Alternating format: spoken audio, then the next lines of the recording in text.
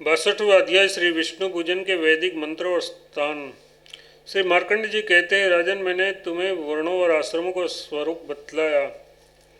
राजेंद्र, अब कहो तुम्हारे मन में क्या सुनने की इच्छा है। शस्त्रानिक बोले, विप्रेंद्र, आपने बताया कि प्रतिदिन स्नान करके अपने घर में भगवान अच्युत का पूजन करना चाहिए, अतः वह पूजन किस प्रकार होना चाहिए। हमने जिन मंत्रों द्वारा जिन आधारों में भगवान विष्णु की पूजा होती है, वे आधार और वे मंत्र मुझे आप बताइए।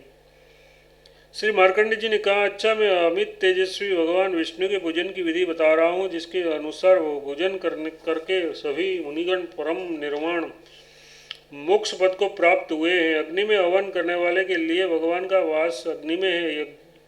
ज्ञानियों और योगियों के लिए अपने अपने हृदय में ही भगवान की स्थिति है, तथा जो थोड़ी बुद्धि वाले हैं उसके लिए प्रतिमा में भगवान का निवास है।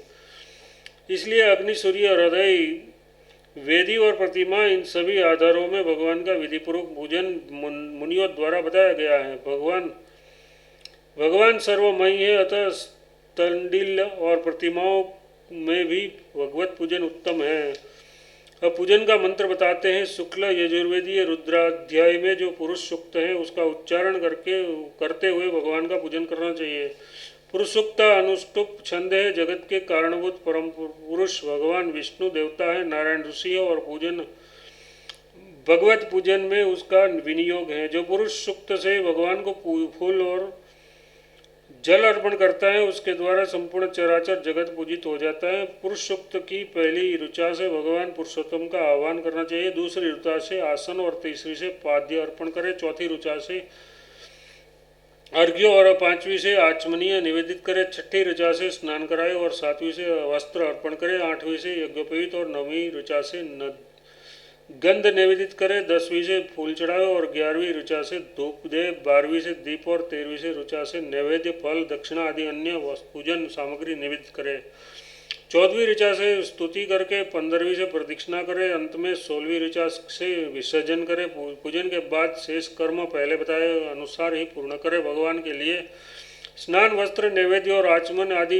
निवेदित करे। इस प्रकार देवदेव परमात्मा का पूजन करने वाला पुरुष 6 महीने में सिद्धि प्राप्त कर लेता है। इसी क्रम से यदि 1 वर्ष तक पूजन करे तो वह भक्त सायुज्य मोक्ष का अधिकारी हो जाता है। विद्वान पुरुष अग्नि में आहुति के द्वारा, जल में पुष्प के द्वारा, हृदय में ध्यान द्वारा और सूर्य मंडल में जप के द्वारा भगवान विष्णु का पूजन करे। वे भक्तजन सूर्य मंडल में दिव्य अनामय देवदेव शंखचक्र गदाधारी भगवान विष्णु का ध्यान करते हुए उनकी उपासना करे, जो केयूर, कमरा, मकरा, कृत, कुंडल, किरीट, हार आदि आभूषणों से विभूषित हो, हाथ में शंखचक्र गदा धारण किए कमलासन पर विराजमान है, तथा जिनके शरीर की क्रांति सुवर्ण के समान देदीप्यमान है।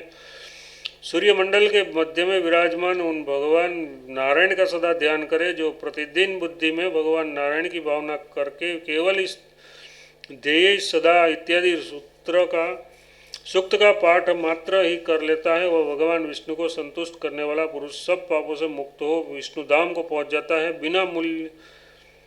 बिना मूल्य के ही मिलने वाले पूजनोपचार, पत्र, पुष्प,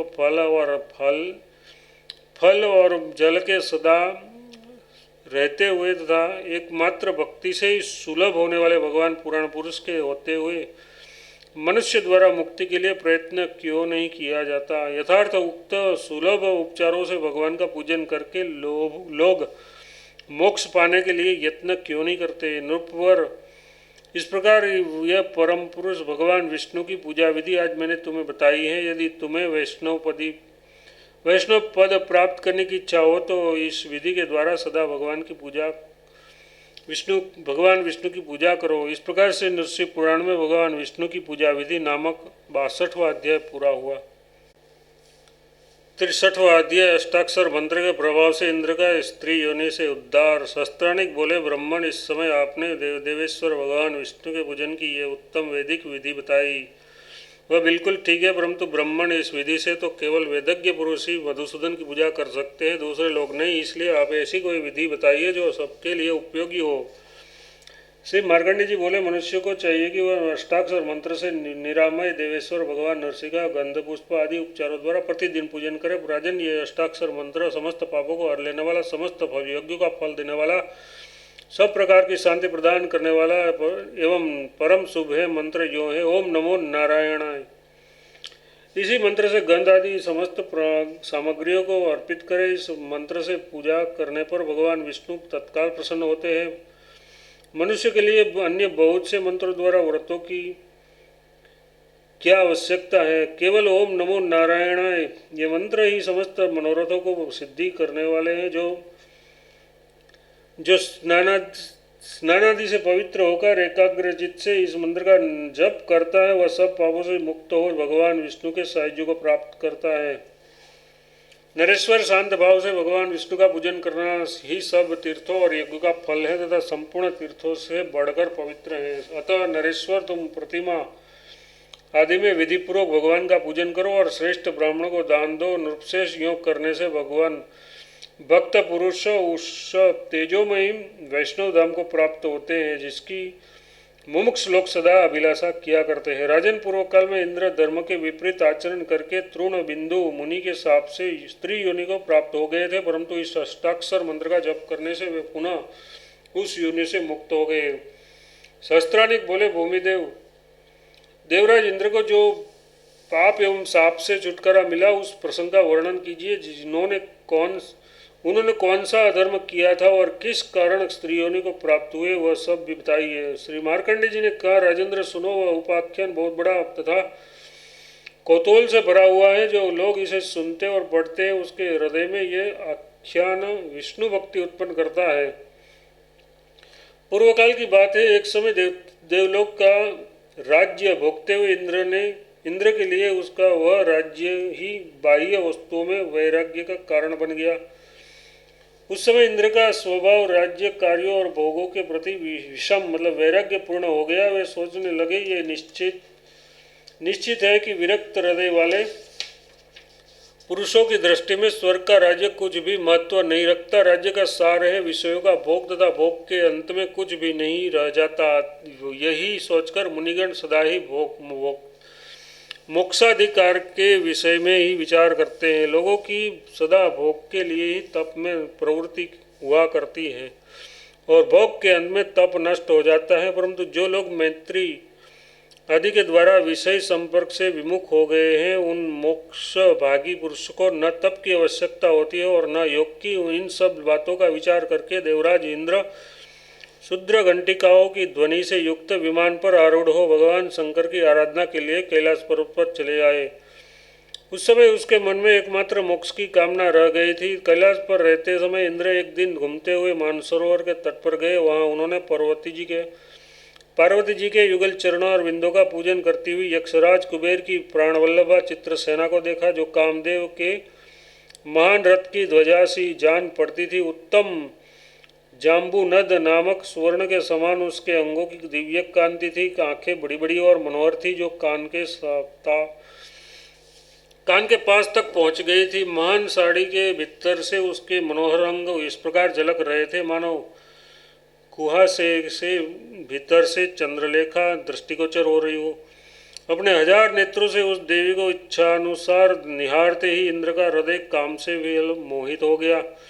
उस समय वे दूर के रास्ते पर स्थित अपने आश्रम पर नहीं गए और संपूर्ण मनोरथों को मन में लिए देवराज इंद्र विषयाभिलाषी हो खड़े हो गए। वे सोचने लगे, पहले तो उत्तम कुल में जन्म पा जाना ही बहुत बड़ी बात है, उसके बाद सर्वांग सुंदर और उस पर भी धन तो सर्वथा ही दुर्लभ है। इन सब के बाद धनाधिप कुबेर होना तो पुण्य से ही संभव है। मैंने इन सब से बड़े स्वर्ग के आधिपत्य को प्राप्त किया है, फिर भी मेरे भाग्य में भोग भोगना नहीं बदा है। मेरे चित्त में ऐसी दुर्बुद्धि आ गई है कि मैं स्वर्ग का भोग छोड़कर यहाँ मुक्ति की इच्छा से आ पड़ा हूँ।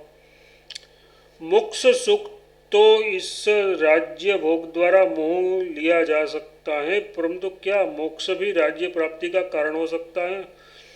भला अपने द्वार पर पक्के अन्न से युक्त खेत को छोड़कर कोई जंगल में खेती करने क्यों जाएगा? जो सांसारिक दुख से मारे मारे फिरते हैं और कुछ भी करने की शक्ति नहीं रखते, वे ही अकर्मण्य, भाग्यहीन एवं मूढ़जन मोक्ष मार्ग की इच्छा करते हैं। इन सब बातों पर बारंबार विचार करके देवेश्वरों के चक्रवर्ती सम्राट बुद्धिमान वीरवर इंद्र कुबेर पत्नी चित्रसेना के रूप पर मोहित हो गए। समस्त मानसिक वेदनाओं से व्याकुल हो धैर्य खोकर वे कामदेव का स्मरण करने लगे। इंद्र के स्मरण करने पर अत्यंत कामनाओं से व्याप्त चित्त वृत्ति वाला कामदेव बहुत धीरे धीरे डरता हुआ वहां आया, क्योंकि वही पूर्व काल में शंकर जी ने उसके शरीर को जलाकर भस्म कर दिया था। क्यों न हो प्राण संकट के स्थान पर धीरता पूर्वक और निर्भय होकर कौन जा सकता है? कामदेव ने आकर कहा, नाथ, मुझसे जो कार्य लेना हो आज्ञा कीजिए।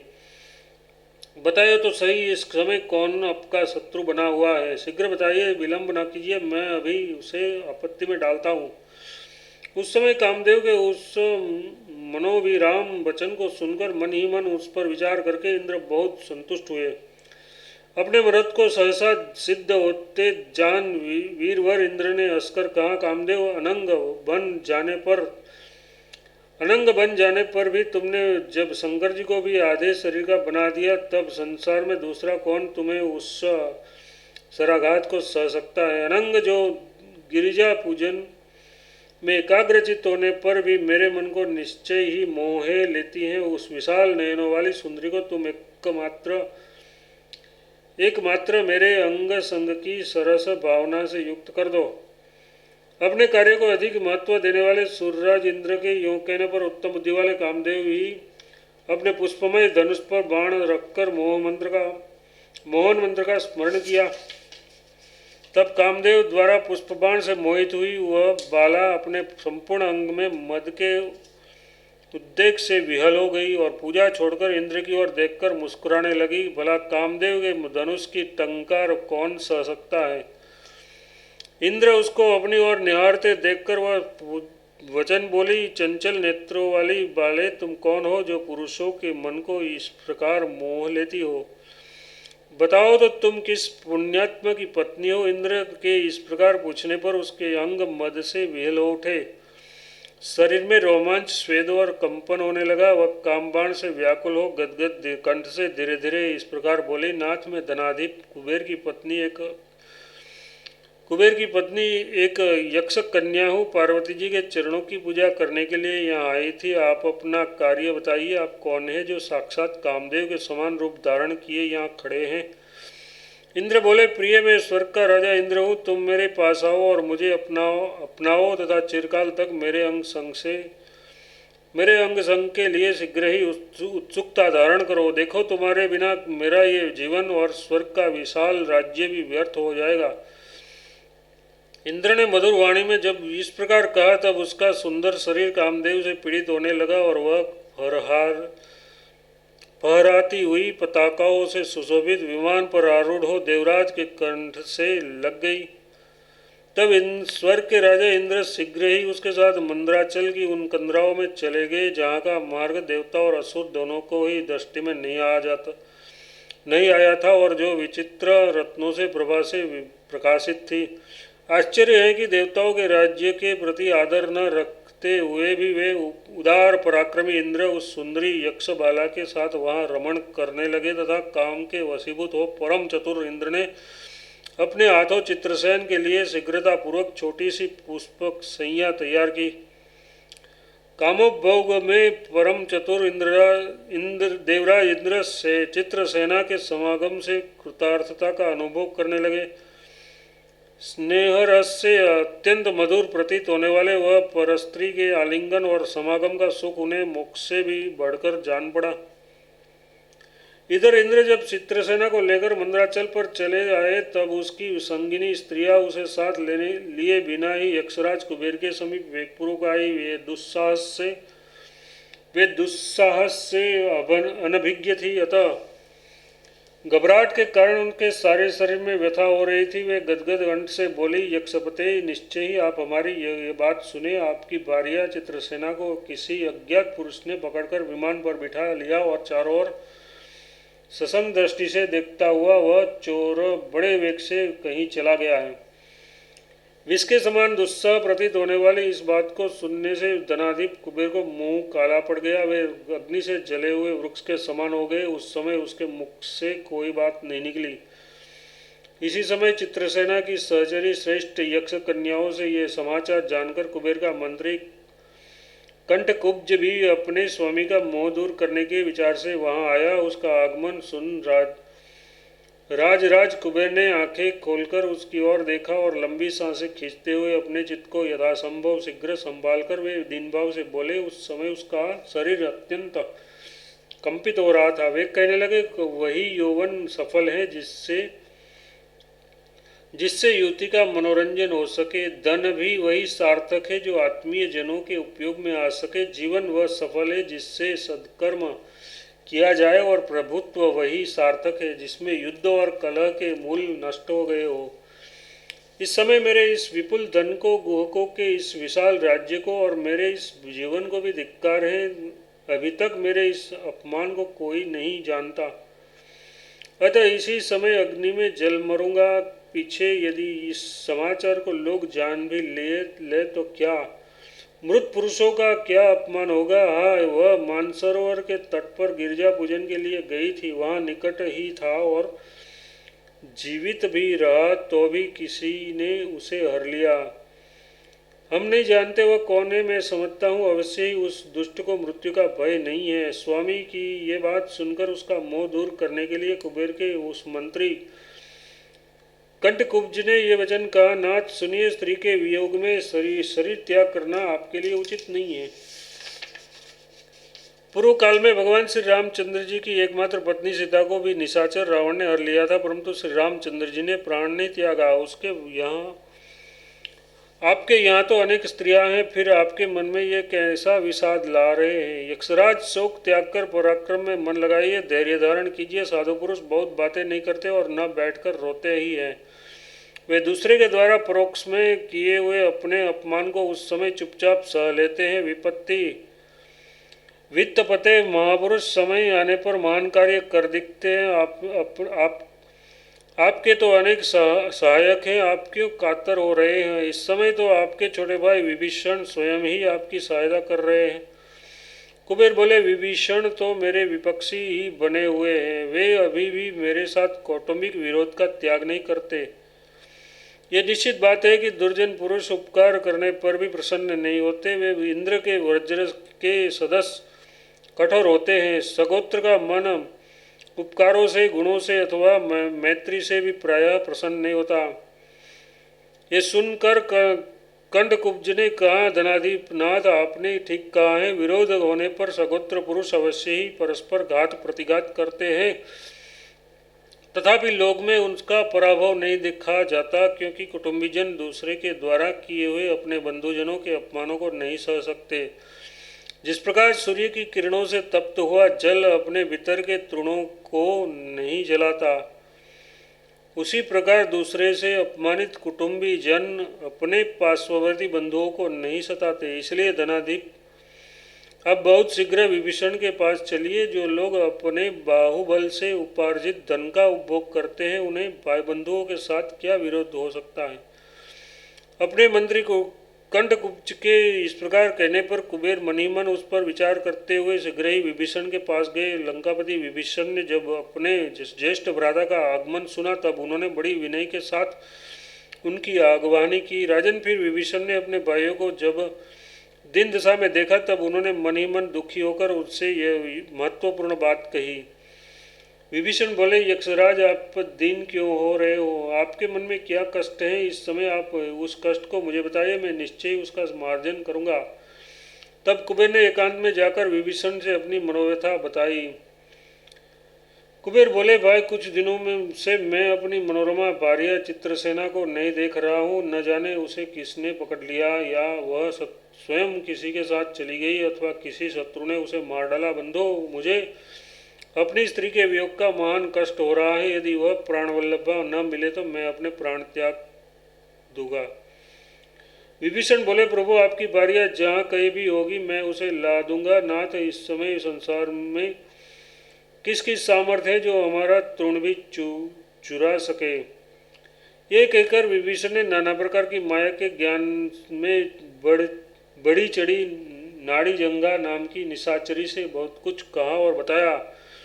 कुबेर की जो चित्रसेना नाम की पत्नी है, वह एक दिन जब मानसरोवर के तट पर थी, वह तभी वहां से किसी ने उसे हर लिया। तुम इंद्र आदि लोकपालों के भवनों में देखकर उसका पता लगाओ। भूप तब वह निशाचरी मायामय शरीर धारण कर इंद्रादि देवताओं के भवनों में खोज करने के लिए शीघ्र ही स्वर्गलोक में गई। उस निशाचरी ने ऐसा सुंदर रूप बनाया था जिसकी एक ही दृष्टि पड़ने से पत्थर भी मोहित हो सकता था। अवश्य ही उस समय वैसा मौन रूप चराचर जगत में कहीं नहीं था। भूपते, इस समय देवराज इंद्र भी चित्रसेना के भेजने से उत्तावली के साथ नंदन वन के दिव्य पुष्प लेने के लिए मंद्राचल से स्वर्लोक में आए थे।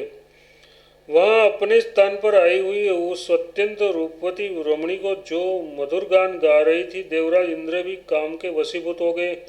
तब देवेंद्र ने उसे जैसे भी हो अपने अंतपुर में बुला लाने के लिए देववैद्य अश्विनी कुमार को उसके पास भेजा। दोनों अश्विनी कुमार उसके सामने जाकर खड़े हुए और कहने लगे, सांगी, आओ देवराज इंद्र के निकट चलो।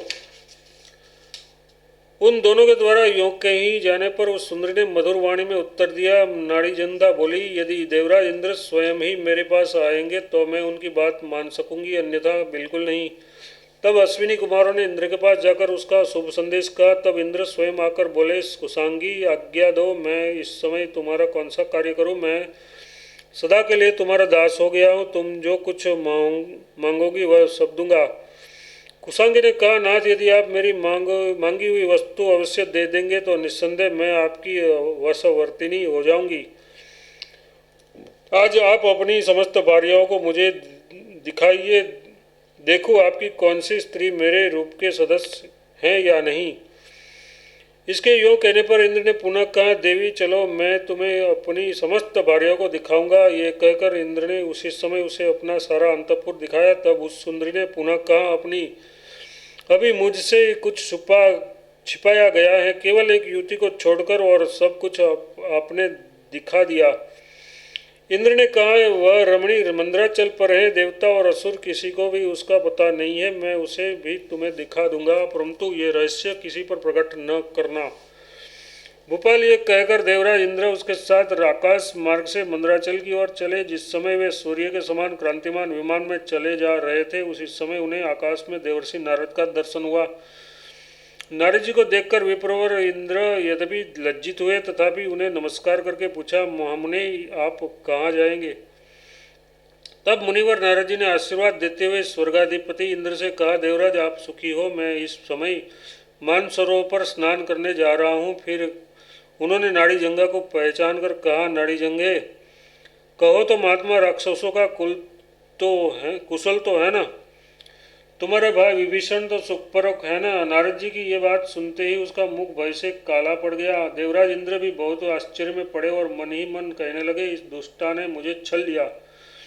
नारद जी भी वहां से कैलाश पर्वत के निकट मानसरोवर में स्नान करने के लिए चले गए। तब इंद्र भी उस राक्षसी का वध करने के लिए मंद्राचल पर, जहाँ महात्मा तृण बिंदु का आश्रम था, आए और वहां थोड़ी देर तक विश्राम करके वे उस नाड़ी जंगा राक्षसी के केस पकड़कर उसे मारना ही चाहते थे कि इतने में महात्मा तृण बिंदु अपने आश्रम से निकलकर वहां आ गए। राजन, इधर इंद्र के द्वारा पकड़ी जाने पर वह राक्षसी भी करुण विलाप करने लगी। मैं मारी जा रही हूँ। इस समय कोई भी पुण्यात्मा पुरुष मुझ दिना को नहीं बचा रहा है। उस समय महातपस्वी तृणबिंदु मुनि वहां आ पहुंचे और उस इंद्र के सामने खड़े हो बोले, हमारे तपोवन में इस महिला को न मारो, छोड़ दो। भूप तृणबिंदु मुनि को यों कह ही रहे थे कि महेंद्र ने क्रूर होकर वज्र से उस राक्षस को मार ही तो डाला। तब वे मुनिवर इंद्र की ओर बार बार देखते हुए बहुत ही कुपित हुई और बोले, रे दुष्ट, तूने मेरे तपोवन में इस युवती का वध किया है, इसलिए तू मेरे शाप से निश्चित ही स्त्री हो जाएगा। इंद्र बोले, नाथ मैं देवताओं का स्वामी इंद्र हूँ और ये स्त्री महादुष्टा राक्षसी थी, इसलिए मैंने इसका वध किया है। आप इस समय मुझे शाप न दे। मुनि बोले, अवश्य ही मेरे तपोवन में भी दुष्ट और साधु पुरुष भी रहते हैं, परंतु वे मेरी तपस्या के प्रभाव से परस्पर किसी का वध नहीं करते। तूने मेरे तपोवन की मर्यादा भंग की है, अतः तू शाप के ही योग्य है। भूपन मुनि के यह कहने पर इंद्र निस्संदेह स्त्री योनि को प्राप्त हो गए और पराक्रम तथा शक्ति खोकर स्वर्ग को लौट आए। उन्होंने सदा ही लज्जा और दुख से खिन्न रहने के कारण देवताओं की सभा में बैठना ही छोड़ दिया। इधर देवता भी इंद्र को स्त्री के रूप में परिवर्तित हुआ देखकर बहुत दुखी हुए।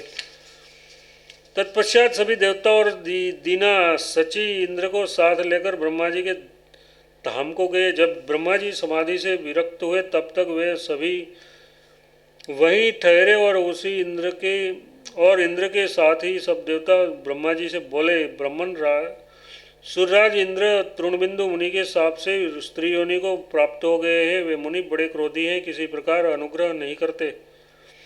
ब्रह्मा जी बोले, इसमें उन महात्मा तृणबिंदु मुनि का कोई अपराध नहीं है। इंद्र स्त्रीवध रूपी अपने ही कर्म से स्त्री भाव को प्राप्त हुए हैं। देवताओं देवराज इंद्र ने भी मदमत होकर बड़ा ही अन्याय किया है। जो कुबेर की पत्नी चित्रसेना का गुप्त रूप से अपहरण कर लिया, यही नहीं उन्होंने तृणबिंदु के तपोवन में एक युवती का वध किया है। अतः अपने इस निंद कर्म के परिणाम स्वरूप ही ये इंद्र स्त्री भाव को प्राप्त हुए हैं। देवगण बोले, नाथ उन्होंने दुर्बुद्धि से प्रेरित होकर जो शंकर प्रिय कुबेर का अपमान किया है, उसके लिए हम सब लोग सची के साथ कुबेर को प्रसन्न करने का यत्न करेंगे। विभो कुबेर की पत्नी चित्रसेना मंदराचल पर गुप्त रूप से रहती है। हम सभी लोग सम्मति करके उसे कुबेर को अर्पित कर देंगे। देवराज इंद्र भी प्रति त्रयोदशी को चतुर्दशी को नंदनवन में सची को साथ लेकर यक्ष और राक्षसों की पूजा करेंगे। तत्पश्चात सची अपने प्रियतम को कष्ट में डालने वाली चित्रसेना को गुप्त रूप से ले जाकर यक्षराज कुबेर के भवन में छोड़ आई। इसी समय कुबेर का दूत असमय में ही लंका में पहुंचा और कुबेर से चित्रसेना के लौट आने का समाचार सुनाया। हे धनाधिप, आपकी प्रिय पत्नी चित्रसेना सची के साथ घर लौट आई है। वह सची जैसी अनुपम सखी को पाकर कृतार्थ हो चुकी है। तब कुबेर भी कृतकृत्य होकर अपने घर को लौट आए। उसके बाद देवगण पुनः ब्रह्मलोक में जाकर ब्रह्मा जी से प्रार्थना करने लगे। देवगण बोले, ब्राह्मण आपकी कृपा से ये सारा काम तो हो गया, इसमें संदेह नहीं, परंतु अब जैसे पति के बिना नारी, सेनापति के बिना सेना और श्री कृष्ण के बिना वज्र की शोभा नहीं होती, व्रज की शोभा नहीं होती, उसी प्रकार इंद्र के बिना अमरावती सुशोभित नहीं होती। प्रभु, अब इंद्र के लिए कोई जप, क्रिया, तप, दान, ज्ञान और तीर्थ सेवन आदि उपाय बताइए जिससे स्त्री भाव से उसका उद्धार हो सके। ब्रह्मा जी बोले, उन मुनि के शाप को अन्यथा करने में न तो मैं समर्थ हूँ और न भगवान शंकर ही। इसके लिए एकमात्र भगवान विष्णु के पूजन को छोड़कर दूसरा कोई उपाय भी सफल नहीं दिखा पड़ता। बस इंद्र अष्टाक्षर मंत्र के द्वारा भगवान विष्णु का विधिपूर्वक पूजन करे और उस मंत्र का जप करते रहे, उससे वे स्त्री भाव से मुक्त हो सकते हैं। इंद्र स्नान करके श्रद्धायुक्त हो आत्मशुद्धि के लिए एकाग्रचित से ओम नमो नारायणाय इस मंत्र का जप करो। देवेंद्र, इस मंत्र को 2 लाख जप हो जाने पर तुम स्त्री योनि से मुक्त हो सकते हो। ये सुनकर इंद्र ने ब्रह्मा जी की आज्ञा का यथावत पालन किया। तब वे भगवान विष्णु की कृपा से स्त्री भाव से छुटकारा पा गए। मार्कंडेय जी कहते हैं, राजन, इस प्रकार मैंने भृगु जी की आज्ञा से तुम्हारे समक्ष परमोत्तम भगवान विष्णु के महात्मा को पूर्ण रूप से सुना दिया। अब तुम आलस्य त्याग कर भगवान विष्णु की आराधना करो। जो लोग अखिल जगत के अकारणभूत भगवान विष्णु के पराक्रम से संबंध रखने वाले उनकी कथा को सुनते हैं, वे यदि परस्त्रीगामी रहे हो तो भी पापहीन एवं कलमश रहित होकर निश्चय भगवान विष्णु के परमपद को प्राप्त करते हैं। सूर्य जी कहते हैं, मुनिवर, मार्कंडेय जी के द्वारा इस तरह सम्यक प्रकार से उपदिष्ट होकर राजा सहस्त्रानिक भगवान नृसिंह की आराधना करके विष्णु के अविनाशी पद को प्राप्त हो गए। भरद्वाज मुनि, इस प्रकार मैंने आपको ये संपूर्ण सहस्त्रानिक चरित्र सुनाए। इसके बाद आपसे और क्या कहूँ। जो मानव सब प्रकार से मोक्ष देने वाले इस प्राचीन कथा का श्रवण करता है, वह अत्यंत निर्मल ज्ञान प्राप्त करके उसके द्वारा भगवान विष्णु को प्राप्त कर लेता है। इस प्रकार से नरसिंह पुराण के अंतर्गत सहस्त्रानिक चरित्र के अंतर्गत अष्टाक्षर मंत्र की महिमा का कथन नामक 63वां अध्याय पूरा हुआ।